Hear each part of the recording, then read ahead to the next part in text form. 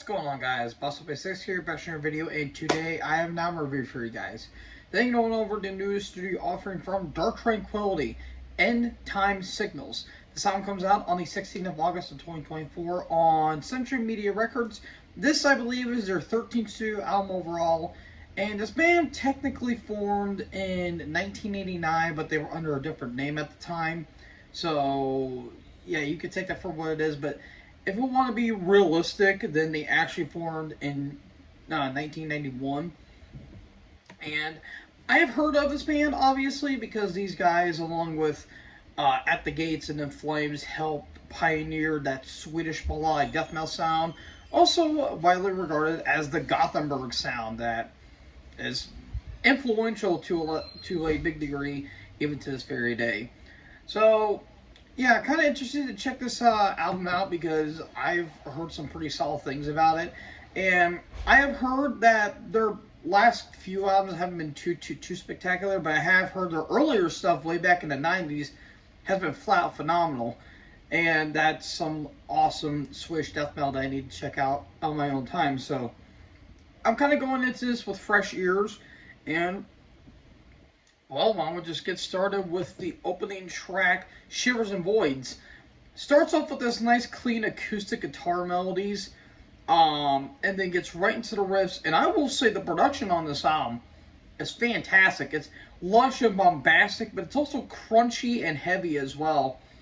And Shivers and Voids, again, melodic, epic, but has that very heavy quality to it as well. Then we get to the second track, Unforgivable.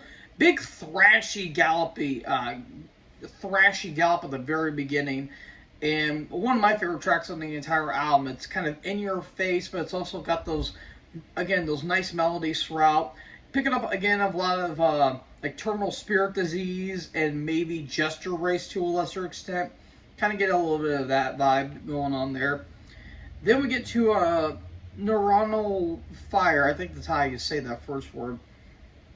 Epic chorus with the keyboards, bit of a proggy vibe, and I kind of got that vibe throughout the entire album, like similar like Opeth and maybe some of Dan Swano's work. I kind of get a little bit of those vibes with some of the tracks on this entire album.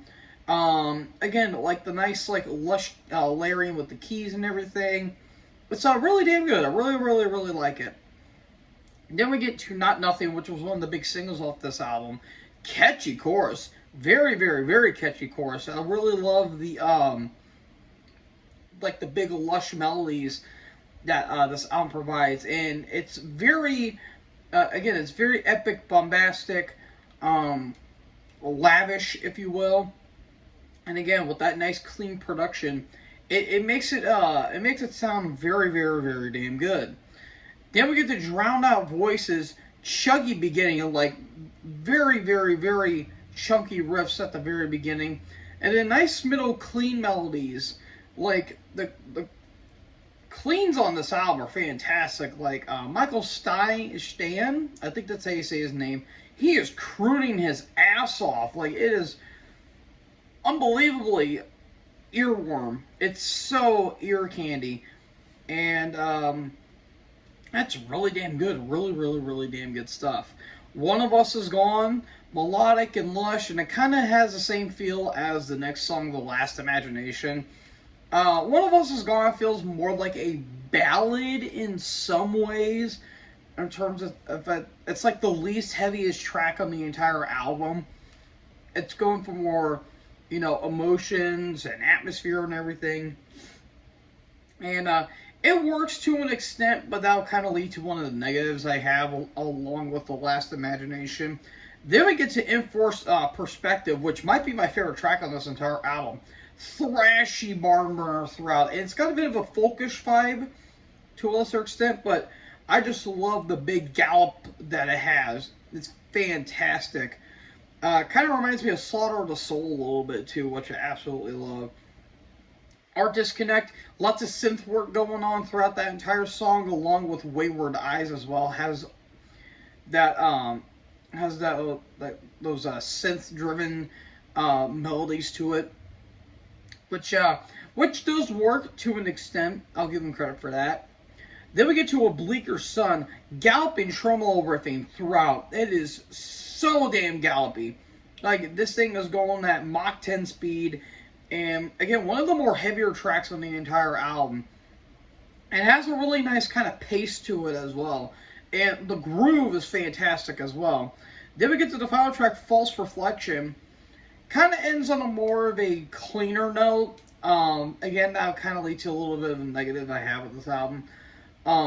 But again, it's very pretty, it's very lush, and I do kind of like the lyrics of it. I will say, I think the lyrics are really, really, really well done.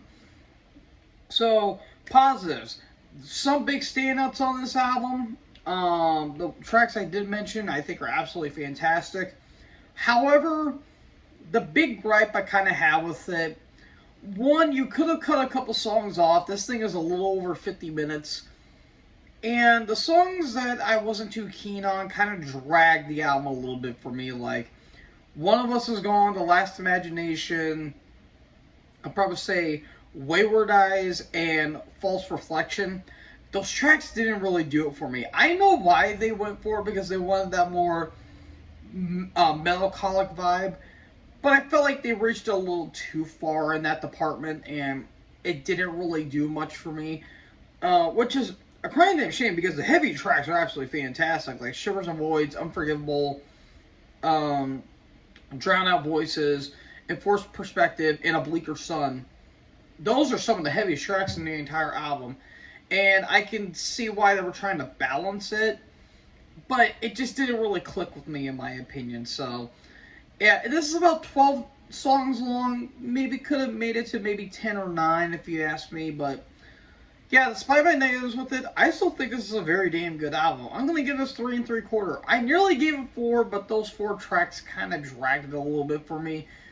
But still, it's really, really, really damn good. Again, if you like your melodic death metal with more of a proggy vibe, and maybe a lesser extent a gothic vibe, because there was some gothic undertones on this album that I kind of get, then you'll probably like this album. And I still enjoyed it, but it could have been a little bit better if you ask me. So in all, I'm going to give it 3 3/4.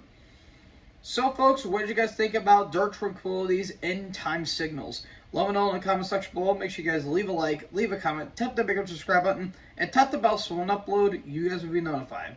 Thank you guys so much for watching this video. Most importantly, join the herd. Talk us next video. Peace out.